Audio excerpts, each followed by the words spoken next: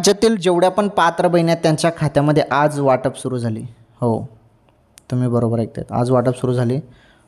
हप्ता जो आहे 1500 रुपये तुमचा तो जानेवारीचा हप्ता, ज्यांना मागील सर्व हप्ते मिळाले त्यांना जानेवारीचा हप्ता, आणि ज्यांचे भरपूर हप्ते बाकी होते ना, ज्यांचे बाकी होते ना हप्ते मागील, त्यांना मागील महिन्याचे पण पैसे मिळत आहेत, जेवढे पण त्यांचे हप्ते बाकी असतील ते, आणि पुढील महिन्याचे पण पैसे मिळतात. अशा पद्धतीने वाटप सुरू झालेले आहे.